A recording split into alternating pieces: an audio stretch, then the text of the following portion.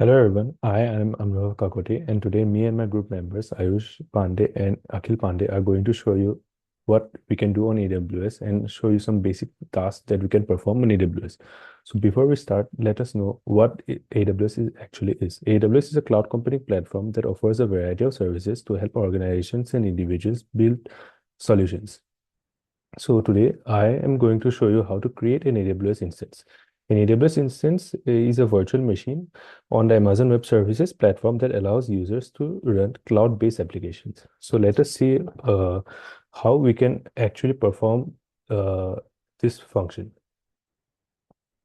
So on the AWS console, we go to EC2 instance. So there is EC2,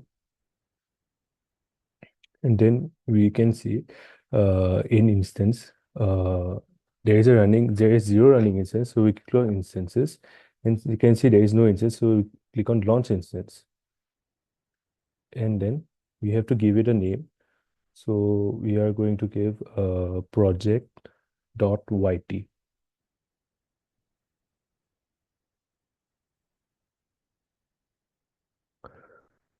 So we go down and we can choose an OS application. So for starters, we can go for Ubuntu.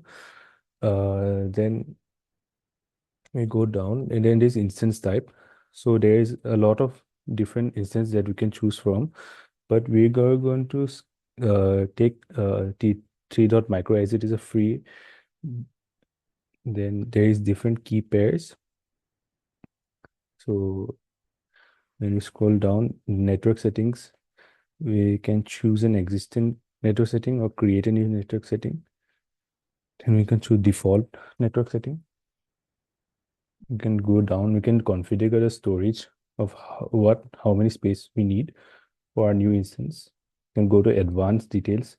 As you can see, there are many configurations that we can make, but we are not going to do that right now, as it is a basic task. So we do not need so much configuration. You can scroll down, down, down, and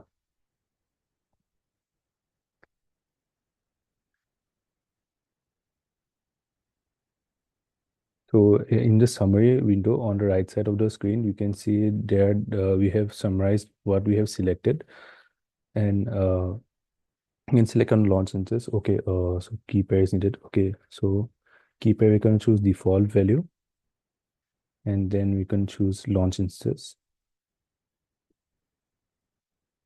So our instance has been successfully created. So you can go to instances. As you can see, project.yt instance has been running. The instances is running, but we have to wait for check status. It is showing initialization. You have to check, wait till it shows 3 out of 3 checks completed. And down we can see that there are different tabs in details. So we can see instance ID, public IPv4 address, private IPv4 address, private IPv4 DNS address, host type, and there are different details we can go. There's an overall summary in the status and alarm tab. There are different alarms and status that can be shown to us, as it is not running right now, so it's not showing anything. In monitoring, in cloud monitoring, in CloudWatch, we can see what is happening. In securities tab, in networking tab, there are different IPv4 addresses that are available for our instances. In storage, you can see there is 8 GB. You have to refresh it every few minutes. It takes around 5 to 10 minutes of time. So to get the checks completed. In tags, you can see the different tags. You have to wait for a few seconds. As you can see, there is the status is checked as 3 out of 3 completed. So this is how you can create Amazon EC2 instance.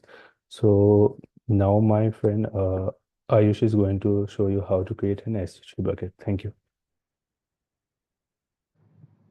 On the AWS Management Console dashboard, search for S3 service in the search bar and click on the result to open the S3 service page. On the Amazon S3 page, click on Create Bucket. In the bucket creation form, set a bucket name to project1.yt. As you can see, I'm writing project1.yt. Choose the general purpose as the bucket type. scroll down the object or ownership section and select ALC disabled. Enable bucket key for encryption. Create the bucket. Now we will creating our second bucket and we were naming it project2.yt. Leave all the other setting as default and click create project and click. Now we will creating our third bucket. As you can see, project y3.yt.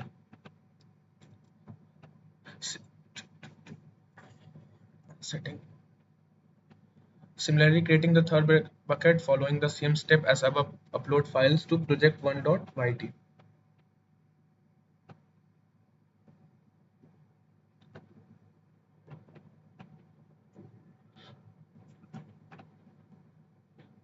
Now we will navigate to the bucket project.yt by clicking its name on the bucket list. On the bucket dashboard, click the upload button. In the upload window, click add files and select the HTML and the CSS file from your local machine. As you can see, I've already selected. And once the files are uploaded successfully, we can close the window. And it's done, successfully done.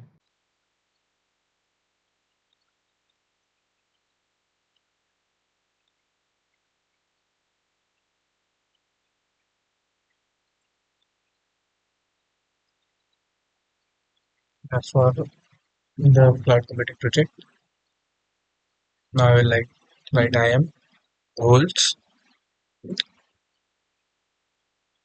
Going forward, here we have SS3. I will search for EC2 and we have an EC2 folder. Instances running. I have a file project. Now I will modify. I will SS3 update I am told. Now here I have a file already created project.yt. Now we have to connect using EC2 connect. Wait for some time. Establishing connection. Here we are at our terminal. We will write AWS S3 LS. Now we will write AWS S3 LS colon underscore, because we have to create a file in a bucket file. So we'll enter our project1.yt, which was our bucket file. So here was an error. AWS S3 LS S3. Yeah. Now you can see index.html and styles.css. Here are the two files. Echo. Now I will put my name and roll number. Email. It's my roll number 2229006 demo.txt. Yep. And here you can see it executed. And now we will click ls. ls is used for to look up that which one the file was created. AWS S3 cpdemo.txt 3 colon double underscore project1.yt.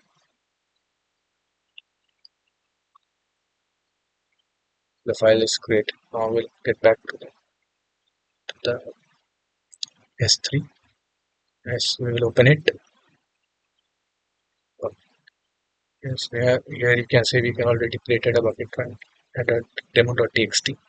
The file has already created. Now we have to remove this demo.txt. So our command is rm -f demo.txt, and you can see that the file is been removed.